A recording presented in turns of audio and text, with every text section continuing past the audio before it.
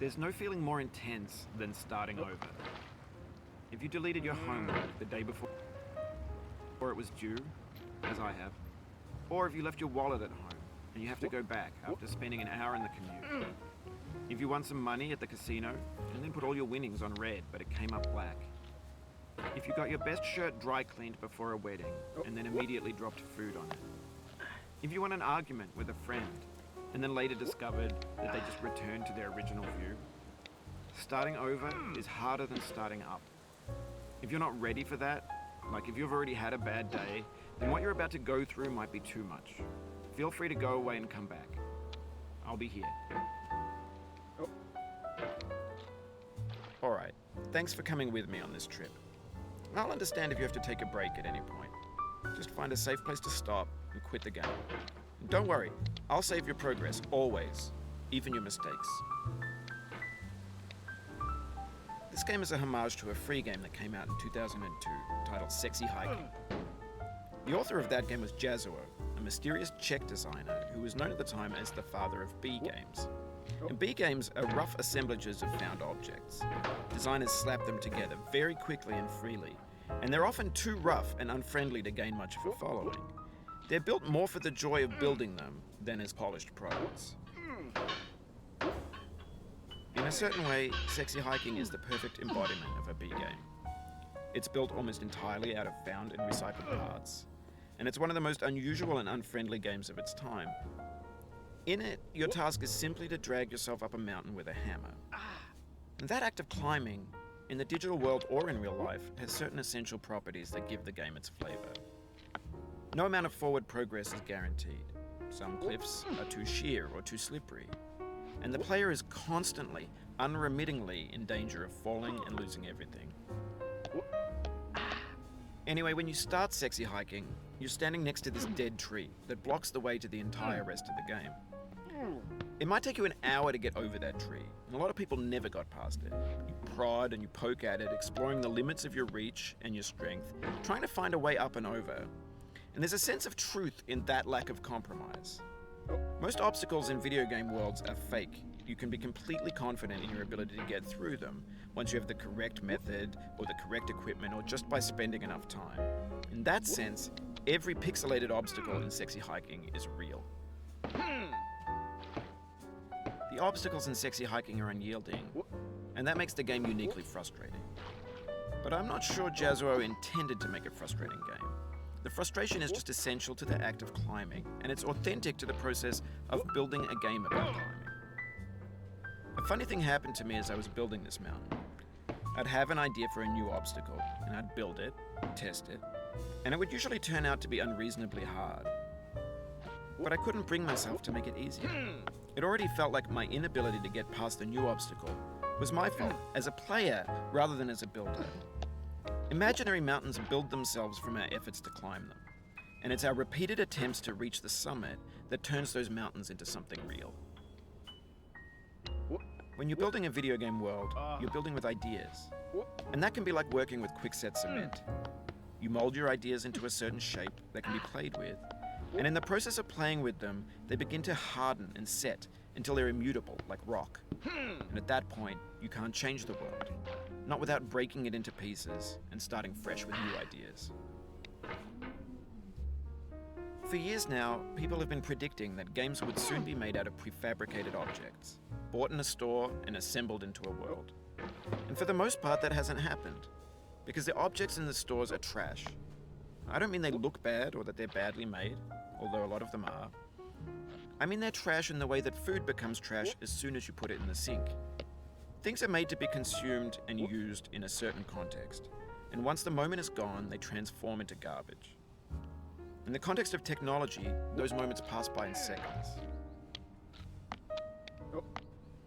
Over time, we've poured more and more refuse into this vast digital landfill that we call the internet. It now vastly outnumbers and outweighs the things that are fresh and untainted and unused. When everything around us is cultural trash, trash becomes the new medium, the lingua franca of the digital age. And you can build culture out of trash, but only trash culture. B games, B movies, B music, B philosophy. Maybe this is what digital culture is. A monstrous mountain of trash, the ash heap of creativity's fountain. A landfill with everything we ever thought of in it. Grand, infinite, and unsorted. There's 3D models of breakfast, Gen X's fanfic novels, scan magazines, green screen Shia LaBeouf, banned snuff scenes on LiveLeak. Facebook's got lifelike bots with unbranded adverts and candid shots of Kanye and Taylor Swift mashups, car crash epic failed GIFs, Russian dashcam vids, discussions of McRibs, discarded, forgotten, unrecycled, muddled, rotten, untitled. Everything's fresh for about 6 seconds, until some newer thing beckons, and we hit refresh. And there's years of persevering, disappearing into the pile, out of style, out of sight. In this context, it's tempting to make friendly content that's gentle, that lets you churn through it but not earn it. Why make something demanding if it just gets piled up in the landfill, filed in with the bland things? When games were new, they wanted a lot from you. Daunting you, taunting you, resetting and delaying you. Players played stoically. Now everyone's turned off by that. They want to burn through it quickly. A quick fix for the fickle, some tricks for the clicks of the feckless. But that's not you, you're an acrobat. You could swallow a baseball bat. Now I know, most likely you're watching this on YouTube or Twitch, while some dude with 10 million views does it for you. Like a baby bird being fed chewed up food. That's culture too. But on the off chance that you're playing this, what I'm saying is, trash is disposable, but maybe it doesn't have to be approachable. What's the feeling like? Are you stressed? I guess you don't hate it if you got this far, feeling frustrated. It's underrated. An orange is sweet, juicy fruit locked inside a bitter peel. That's not how I feel about a challenge. I only want the bitterness. It's coffee. It's grapefruit. It's licorice.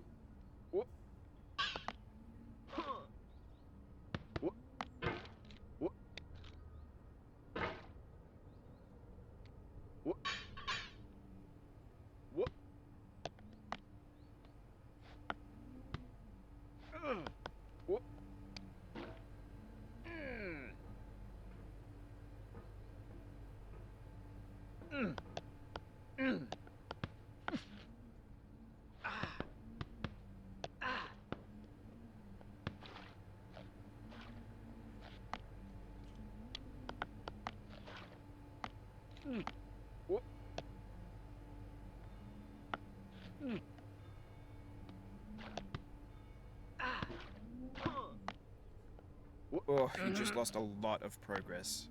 That's a deep frustration, a real punch in the gut.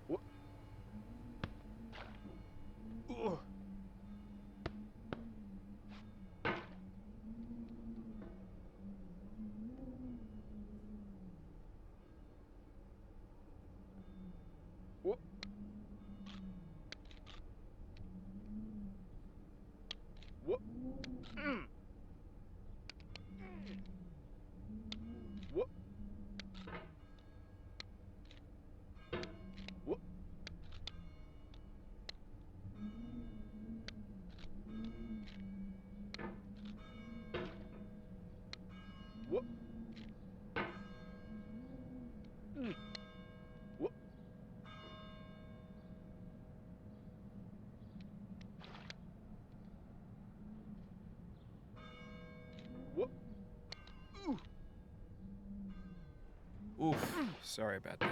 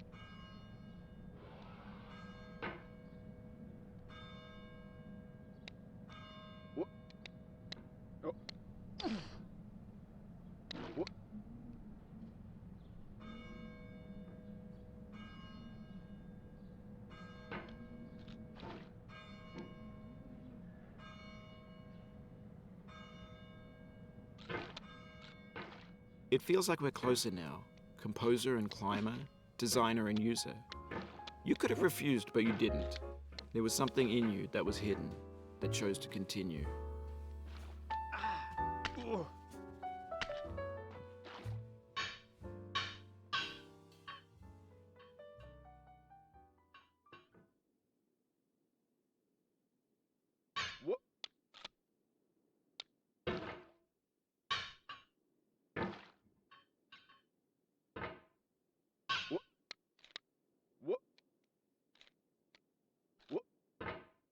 It means a lot to me that you've come this far, endured this much. Every wisecrack, every insensitivity, every setback you've forgiven me is a kingly gift that you've given me.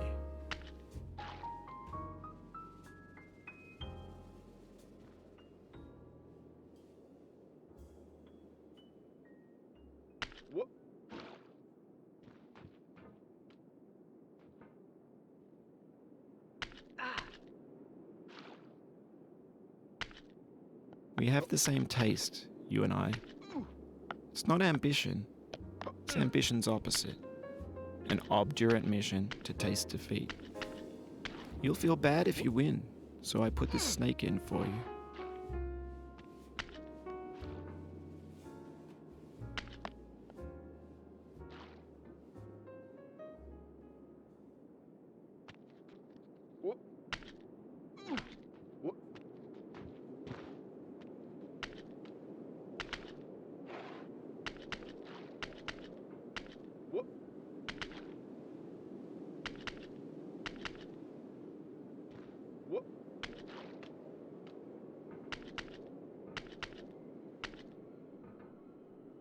Have you thought about who you are in this?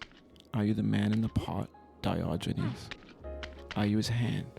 Are you the top of his hammer? I think not. Where your hand moves, the hammer may not follow, nor the man, nor the man's hand. In this you're his will, his intent, the embodied resolve in his uphill ascent.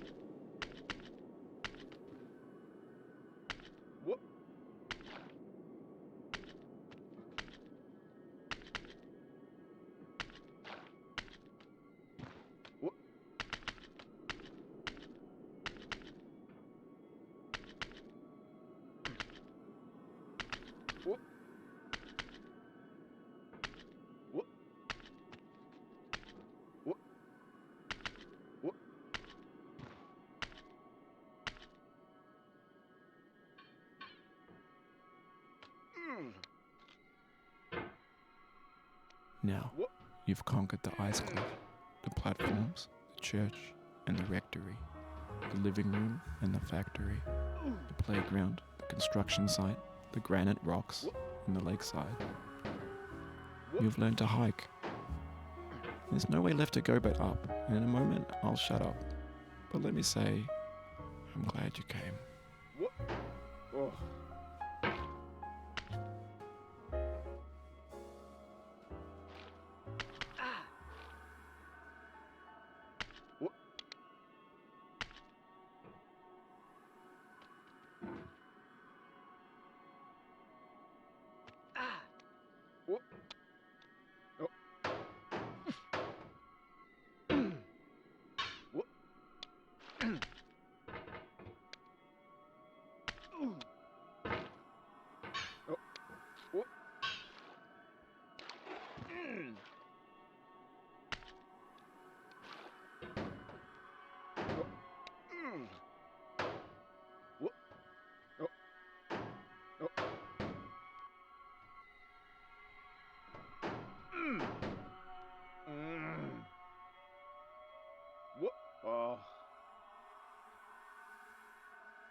I dedicate this game to you, the one who came this far.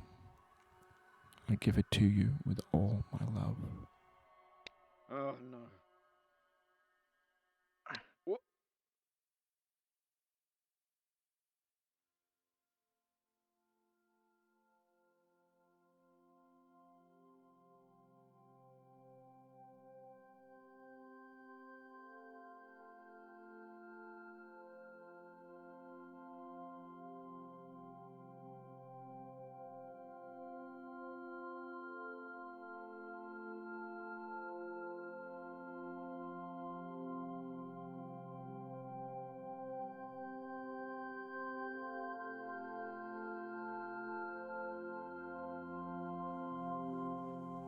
I'm going down the road feeling bad. Lord, I'm going down the road feeling bad. I'm going down this road feeling bad. And I ain't gonna be treated this away. I'm going where the chill wind never blows. Lord, I'm going where that chill wind never blows. I'm going where that chill wind never blows. And I ain't gonna be treated this away.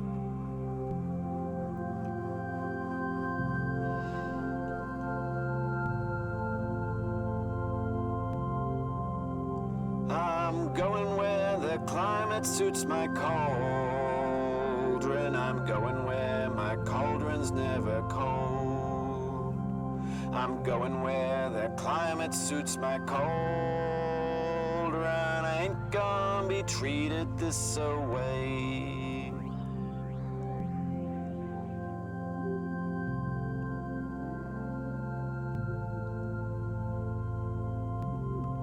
I'm going down this road feeling bad. Lord, I'm going down this road feeling bad. I'm going down this road feeling bad. And I ain't gonna be treated this away.